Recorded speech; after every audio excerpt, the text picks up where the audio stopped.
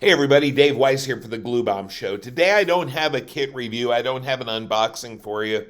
Instead, I want to talk about three terms: shelf queens, slump busters, and shiny object syndrome. I happen to suffer from shiny object syndrome. How about you?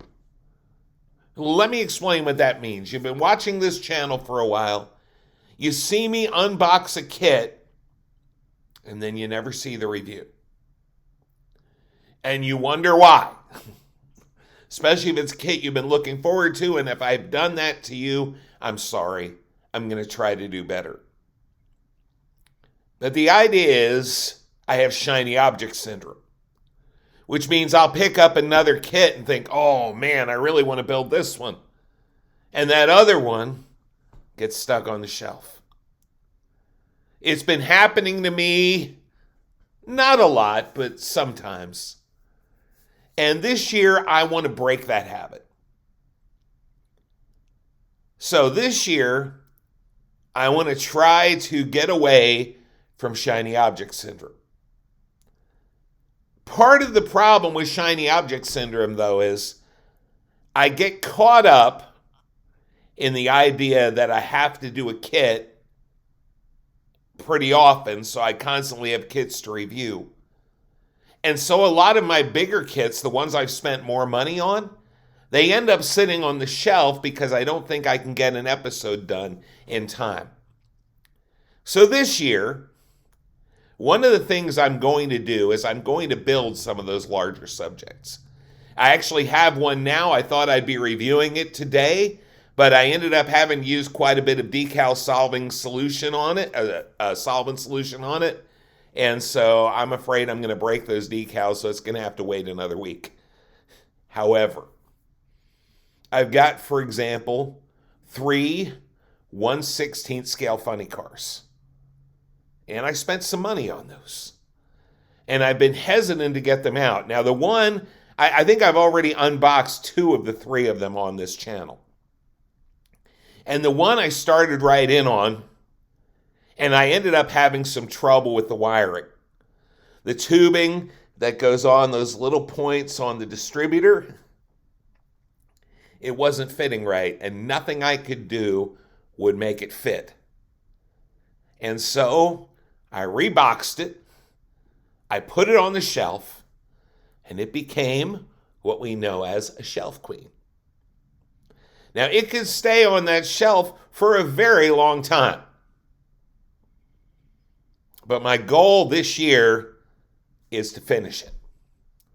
I'd actually like to finish all 3 of those 1/16 scale funny cars. Now, if I do that, it's going to make for some kind of changes to this channel. First of all, I'm going to have to build some of these things in steps and review them in steps. So that's one of the things that I'm going to do. For example, I'm working on the Jungle Gym funny car right now, the 1/16th, and I'm putting the engine together. I think I'm going to do a review once the engine is complete, because I have to tell you, I've changed my building method on some of these things, and it seems to be working a lot better. And, newsflash, the folks at Atlantis figured out how to make that distributor work better.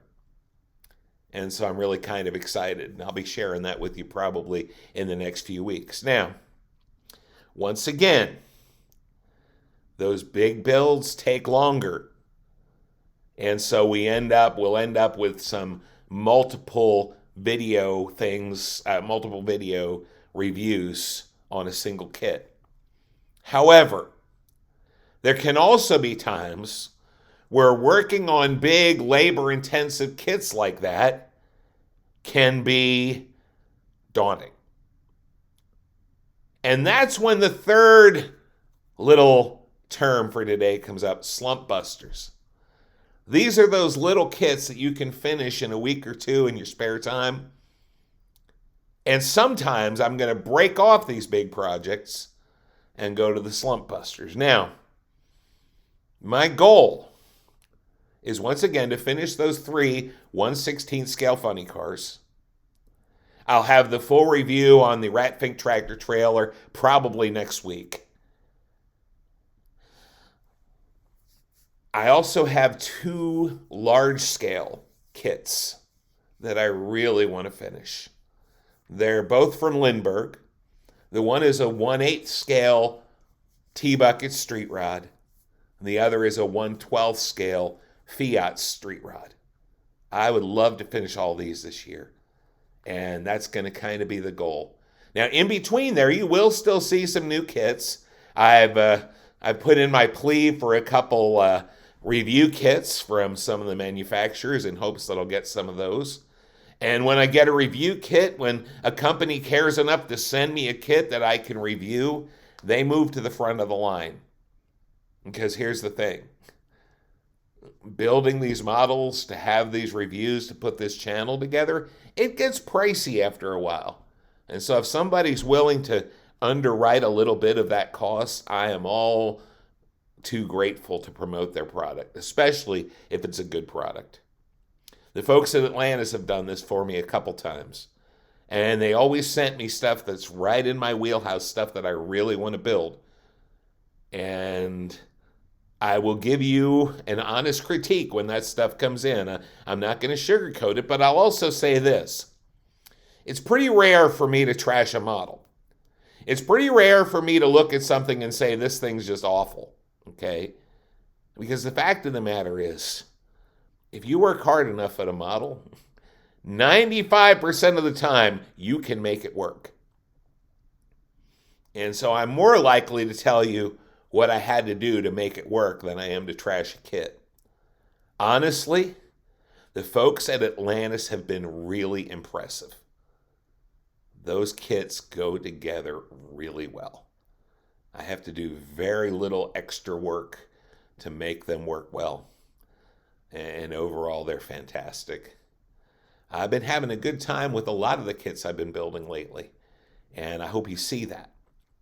Here's the thing, guys. Life's too short to have shelf queens, all right? Model kits are too expensive to have shelf queens. Slump Busters keep the hobby fresh and fun.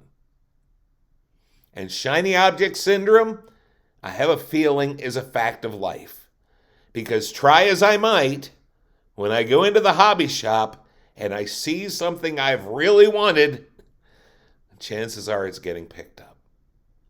I've sort of challenged myself this year that I'm going to finish 2 kits before I buy one.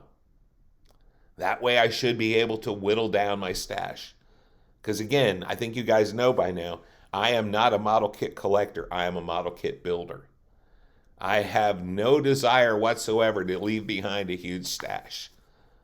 I want to have a nice display of stuff that I really had fun with. If your hobby is different than that, if you love just to collect, more power to you, but that's not how I roll. Guys, I've been having fun. I'm continuing to have fun, and that's good because model building is supposed to be fun. So go out there, find a fun kit, put it together, make it work, and try not to make any more shelf queens. Take care, guys. Have a good day.